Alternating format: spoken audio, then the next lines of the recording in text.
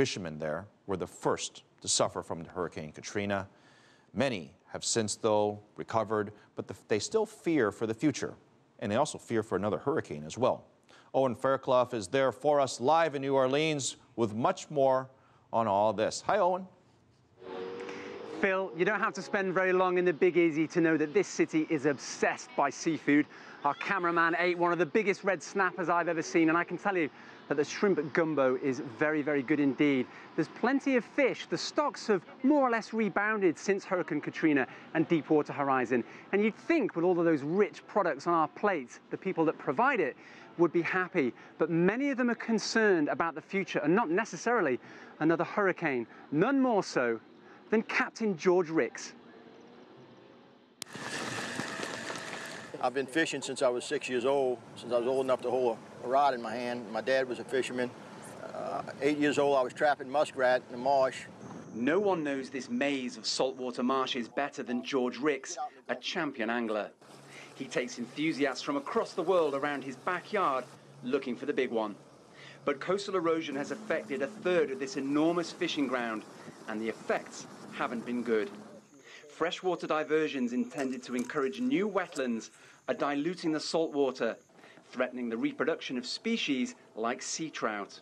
If this fish doesn't have 15 parts per thousand of salinity, they'll lay their eggs, but the eggs sink to the bottom and they won't survive. The reduced salinity isn't just affecting trout. Oyster farmers and shrimp fishermen depend on these waters as part of an industry worth $2.5 billion a year, exporting their catch to increasingly consumer-hungry countries like China. The reduced salinity is also bad for the stability of marsh grasses, a crucial storm barrier that the fishermen liken to a sponge.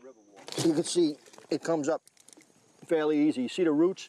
There's no roots. Look.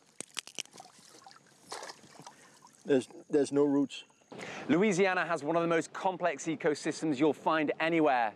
And both Hurricane Katrina and Deepwater Horizon highlighted a fundamental question that's familiar to river delta and coastal communities around the world. Can you protect people from natural disasters, preserve the environment, and guarantee a way of life for the people who fish these waters? Conservationists think they have part of the answer. They say freshwater diversions are a defense against storm surges and help these alligators thrive in new wetland territory. But they can't please everyone. When you control a freshwater diversion, it's like being able to control rain. You know, on any given day, you got some people want to have a picnic, another person wants to water their garden. And so you always have those kind of short-term competing interests, but hopefully with a longer-term view, people will realize that we need the freshwater to rebuild the coast. And with that longer view, there's, I think, greater agreement of what needs to happen. George doesn't agree. If we don't do anything, in 45 years, the fisheries are going to be going anyway. But with what? There's a trout. Even so, he won't entertain the thought of moving on.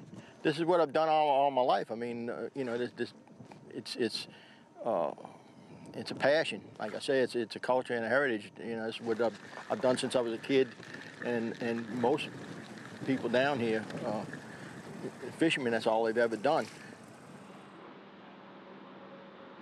Well, Phil, an alligator, some catfish and some trout, that's a pretty good day's catch, I would say. And you can understand these fishermen's concerns. We use the word ecosystem very loosely, but it's really hard to think of anywhere where nature and the city, New Orleans, and the greater region was so interconnected. As George Ricks put it to me, if they lose these marshes, if they lose these fisheries, even the guy that puts the ice in your icebox to go out on the water with a few beers, even he loses out. So you see, this region really is trying to get back on its feet right now. The fisheries are a small part of it. And yet the lessons they've learned here could be applied to many communities across the world. China, for example, the Yangtze Delta, you've got similar kind of problems there with sediment. Hydroelectric power is being accused of eroding much of the land and subsiding the region. We're in a city, New Orleans, which is lying below sea level, and for many people is going to continue to sink unless they try and restore these wetlands and try and effectively build up the environment. Owen, I mean, that's a backdrop of an awful lot of challenges. What are the other businesses doing out there in terms of what's developing in the community? Well, you can probably see, Phil, here, the sun's just going down on the historic French Quarter. It's teeming not just with tourists, but with business. This place is flourishing, and yet we are in the center of New Orleans. The real challenges, as President Obama was talking about today, are to get businesses starting up in those areas like the Lower Ninth. When we were driving around there, it's quite hard to find a corner shop, let alone any sort of creative business.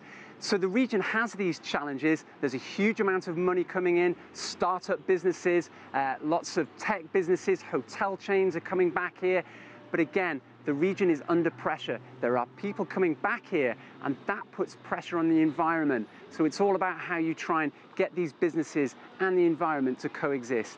All right, fantastic insights there, Owen. Thank you very much. It's good to see you.